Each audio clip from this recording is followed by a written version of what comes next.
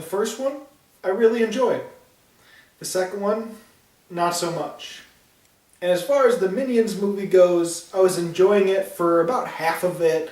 It was okay for what it was. It was sort of entertaining. It was amusing until around the heist moment, and then it just plummeted and it got old really fast. So to be honest, the only Despicable Me movie that I've actually liked is the first one. And that would be probably close to a 4-star range if I were ever to review it with the new score system. But then again, I don't know. I haven't really watched it since it was in the theaters, so maybe I'll watch it again and find out it's just okay. And so I wasn't really expecting much for Despicable Me 3, and, well, I got exactly what I expected.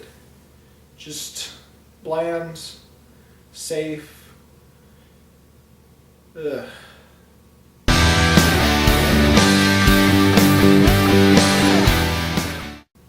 Despicable Me 3 is the continuation of the Despicable Me franchise, and so here we go with another unnecessary sequel. Of course, it's set after the events of Despicable Me 2, which you'd expect, but then again, some sequels can be prequels. Gru and Lucy are still secret agents taking out villains. Unfortunately, they meet their match with Balthazar Blatt, who is voiced by Trey Parker from South Park. Well, one of the creators of South Park. And let's face it, you all know the sequence because it was the first trailer of Despicable Me 3. Yeah, I think these Despicable Me movies tend to have the first scene as a trailer.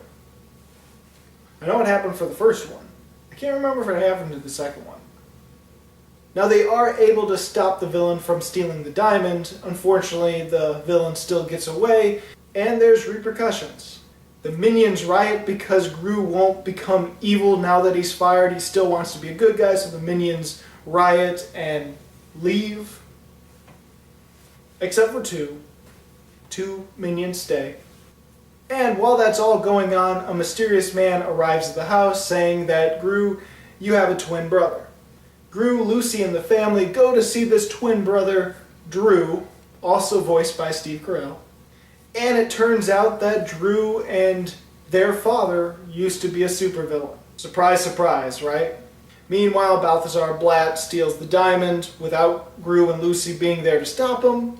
And you can kind of tell where this is going just from the trailers alone. Yeah, they're gonna steal the diamond back.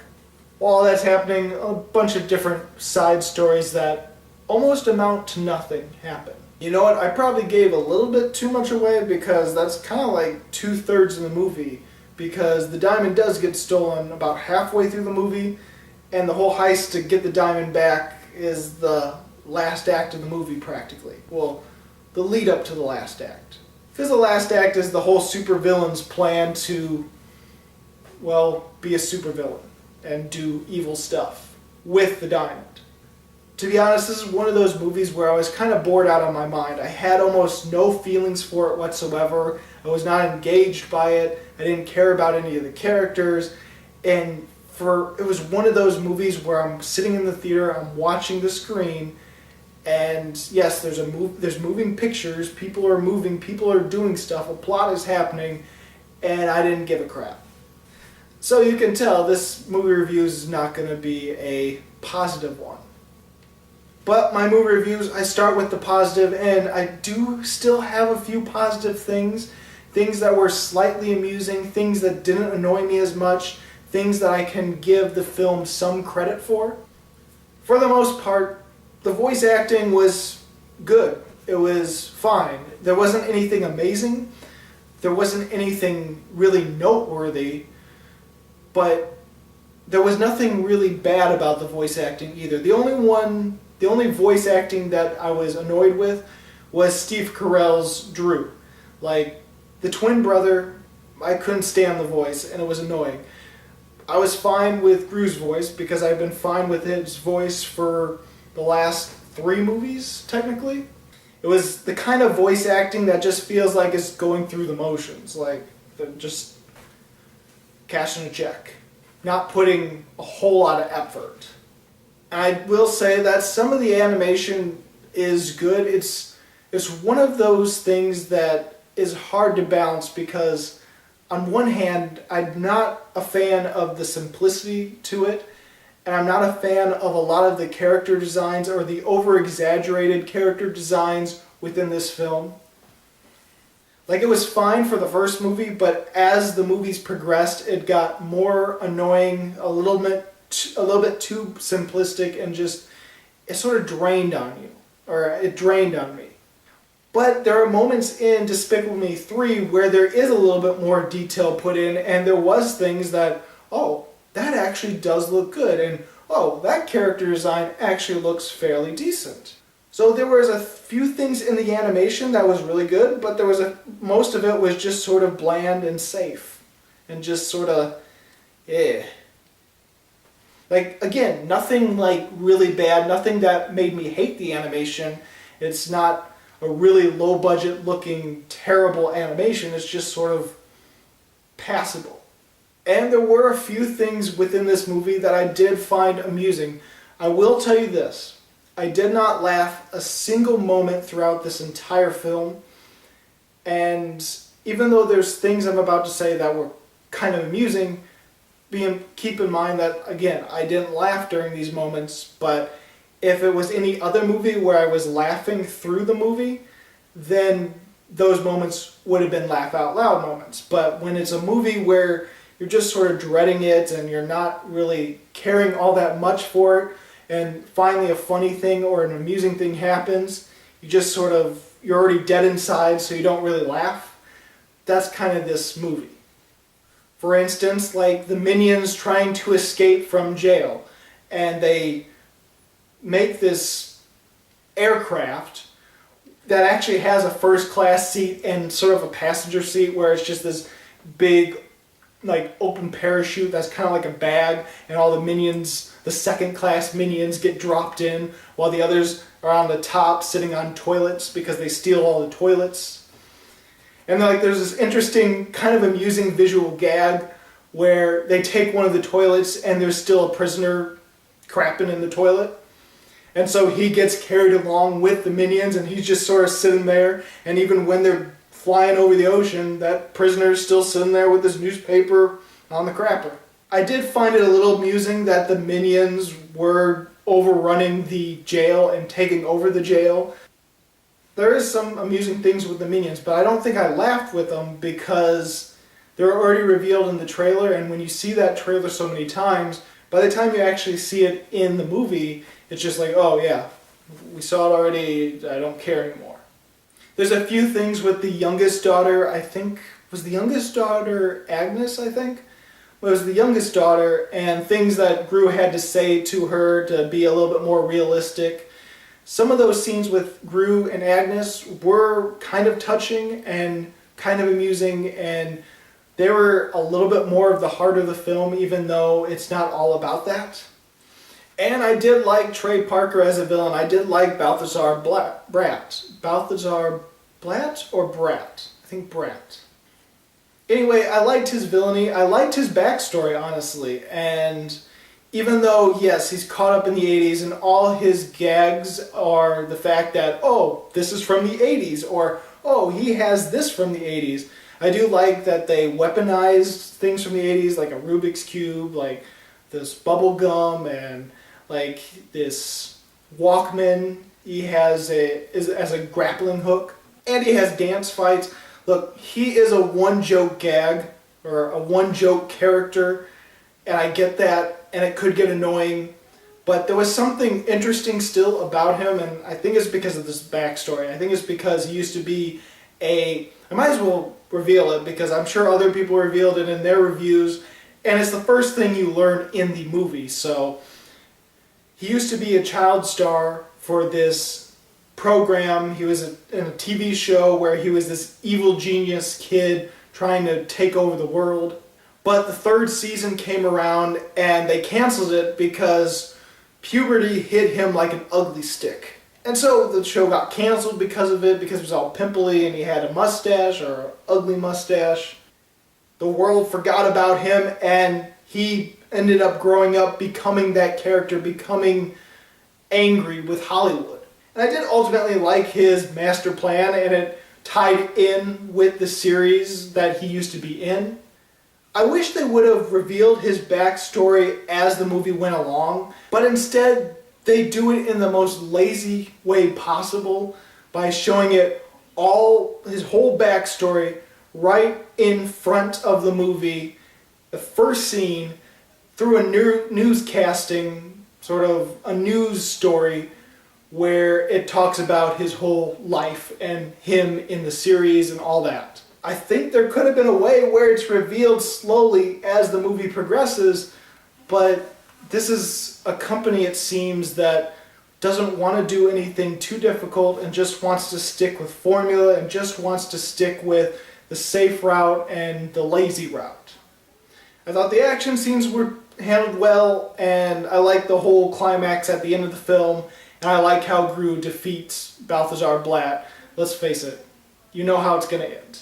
And I have to say, there were ideas within this film that could have been good if they would have delved deeper. There is potential in this movie, unfortunately. It feels like whoever made it, whether it's the screenwriter's fault or the director's or whatnot, something happened where all the potential that this movie had, all these different moments where you can develop it more and it would be a better story, a more emotional story, or a story that's more interesting, but they're like, oh, let's just add this and then just keep going, and just a little bit is enough, but it's really not. Well, on to the bad now, I guess. Like I said, I was annoyed with Steve Carell's Drew character, and what a freaking lazy name, too. Now, if this was meant to be satire, if this was meant to be funny on how lazy his name was, it didn't come across that in the movie. Let's just replace the G with a D, and that's the twin brother's name. It felt like it took the lazy route and not trying to be ironic with the name. Not only was I annoyed with the voice acting that Steve Carell did for that particular character, I was also annoyed with the character himself. Now, they do add something interesting, a little thing that might be interesting, and that is he was with the father at the time. He was raised by the father. The father was a supervillain, and Drew was a disappointment to the father because he was a bumbling idiot and just couldn't do things right. Opposite of Gru, who became a good supervillain, or was an effective supervillain at least from the beginning of the first movie and before the first movie. And so it almost comes across as maybe they were implying that maybe Drew and Gru should have switched places. The father would have been amazed and great, and Gru would have still been a supervillain, while Drew probably would have gone the hero route, which Gru is now. Almost like they should have switched places and the wrong kid was taken by the wrong parent. It almost feels like it's kind of implying it, or it could have had that potential, but they do nothing with that. You'll probably hear that throughout this movie review. Also, the relationship with Gru and Drew and all the potentials of meeting your new twin for the first time, finding out they are a supervillain like you used to be, and you're not trying to be a supervillain, and they're trying to coach you back into being a supervillain, had so much potential. They do nothing with that.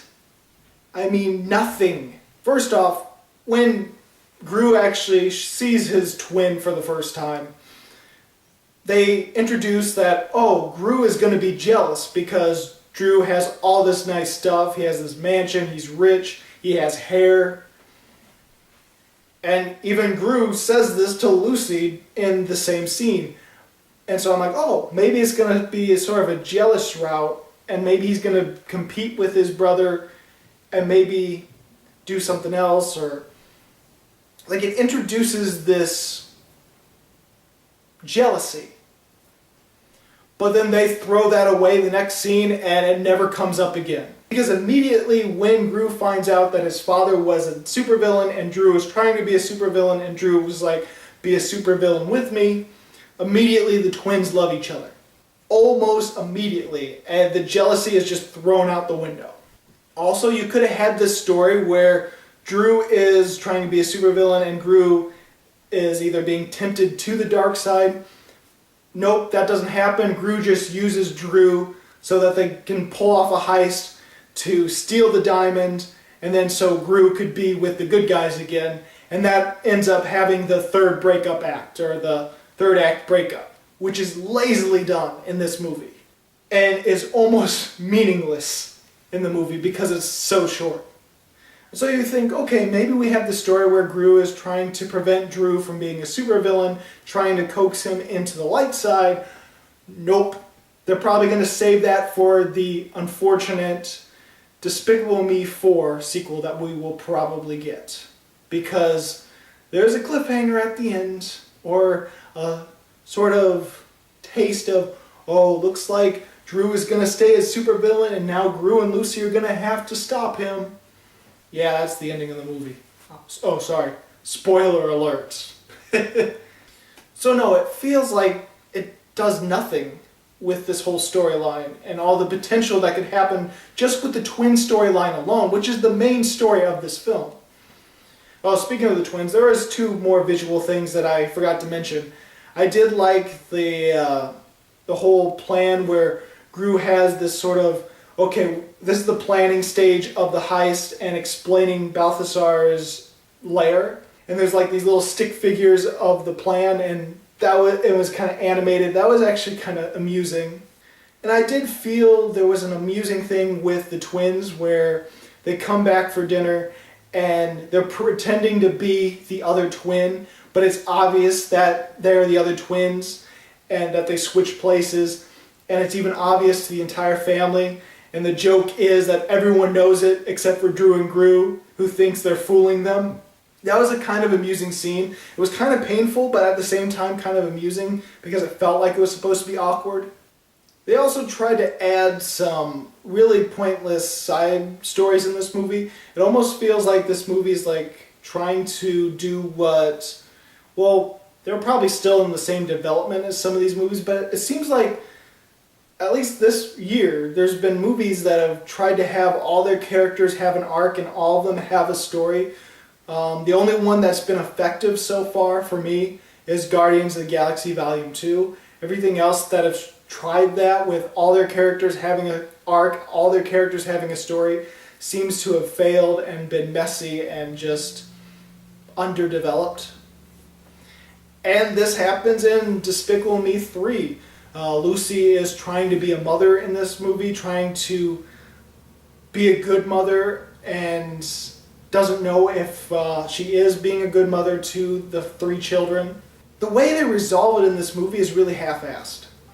Like, there isn't a moment in this movie that's kind of relatable where she actually becomes a real mother or a mother that you'd expect a real person to be.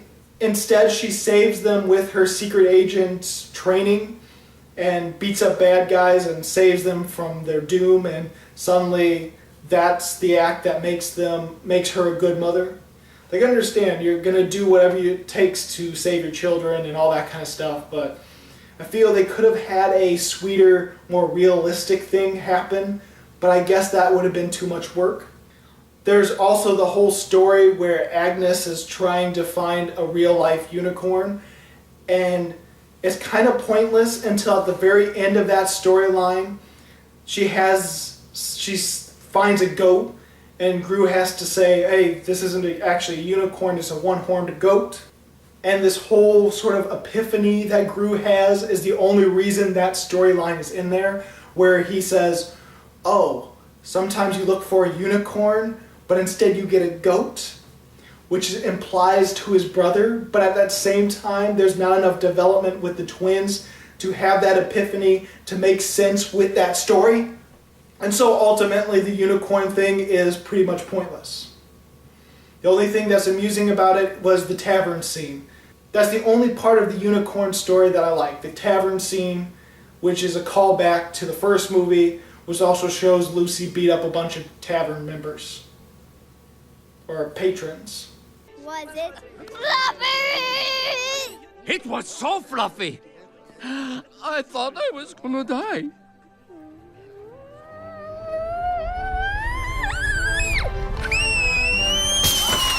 Agnes!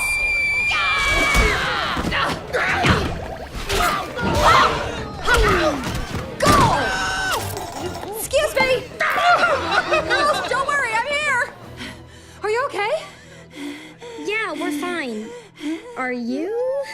Unicorns are really real!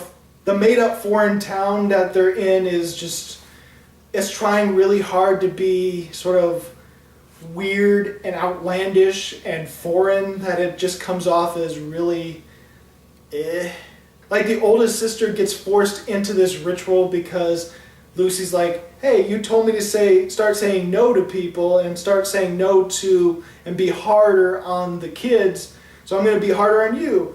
What? I'm the one who taught you that. Go eat that person's cheese. Which ultimately ends her in a relationship with this foreign boy because apparently the ritual was an engagement ceremony for these young kids. It turns out, oh, we accidentally married, and that is resolved within one scene and nothing happens with that ever again. You know what? That's what this movie is full of. It's like full of ideas that probably could have worked, but they don't do enough with them to actually make them work. It's almost like, oh, we have an idea. We get the general sense of how to work with the movie and how it will progress the movie and how it will develop the whole story as a whole, but they don't do enough for it to make any much difference. Even the minions, the minions. There's minions that riot and they're off on their own adventure, and the prison scene and the escape scene, that was fine. That's the only things that I like about the minion backstory or the minion subplot that it keeps jumping back to and feeling more and more pointless. Hell, just like in the Minions, the moment where the Minions lost me, where I started hating the movie, was the musical number that just interrupts the whole storyline. That's when it all went downhill for me, during the heist scene, where they have this musical number because they hypnotize some guards and do a weird Minion song in gibberish. Apparently the filmmakers thought, oh, maybe that was successful because they do it again in this movie, and it's even more pointless and just unfunny. Like, I don't get what's so funny about this scene. They get chased in the studio lot, this Hollywood lot, and they end up on the set of a sort of American Idol set, where there's 3 judges, a stage, and they're supposed to sing. Well, a minion starts singing in the gibberish minion speech, which has no real words that make sense, or at least definitely not in this song. And they just start singing, and they all start singing, and the judges like it, and the audience like it, and I just...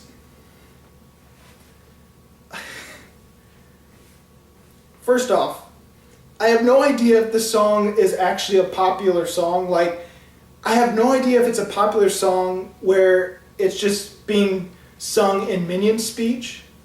I have no idea if this is actually a popular song. I don't get the reference. If this is a popular song, I do not get the reference. Pito pata milo milata katiki puletica, c'est pas la joie des mitocalana moule macarena. Paoletus pabo patimele, c'est pas macagusta, mamie les belle, mais la moustache et la picamucha. Moca coca pila caca fisa bella la masala, papa mama loca pipa la gusta la rumata, che paco da mila toca boca pisa la lasagna. Kika la poma capompa bella. But then again, if this was a real song and it was just minions singing the lyrics in minion speech, would it still be funny? And then is it supposed to be funny that the fact that the judges and the audience are digging it, even though it's a terrible song that makes no sense? Is that supposed to be the funny joke? It's done in a way where it just falls completely flat. And it stops the movie just for that. Just so they could go to jail and then have the amusing, actually decent minion scenes in the movie. You know what? As I thought about the studio lot, I did have a few other things that were kind of amusing, another few visual gags. There is some moments in this movie where it tries to have a little bit of a parody of famous things in Hollywood, or famous films, or even competitive films. Competitive such as a Pixar film they sort of parody with Finding Nemo. They have these 2 clownfish, and it's right before the first scene in the movie. It's when Gru and Lucy are going through their underwater vehicles and they're going to the place where Balthazar Blatt is trying to steal the diamond. It cuts away to, or it starts off with 2 clownfish. One's obviously a father, the other's a kid. and suddenly one of the vehicles hits the father. And they definitely are trying to parody or trying to sort of satirize or do something kind of cynical with Pixar's characters, because you know how Nemo has a deformed fin, right? Well, when the father gets hit by this vehicle, all that's left is a fin. There's also a little visual moment where they're running through the Hollywood lot. If you look in the background during that chase scene, you might find a red sports car with an actor that kind of looks like a mix between The Rock and Vin Diesel. And then there's a billboard at the end that's called The Onions. So yeah, that's probably Minions sort of parody. So there's kind of some amusing visual gags in this movie. Unfortunately, it's the characters are characters I didn't care for. The acting is just sort of subpar. Most of the comedy is subpar. Story I didn't get into. The side stories are almost meaningless in this movie. And so ultimately, all this movie amounts to is some amusing moments, but mainly just lazy storytelling.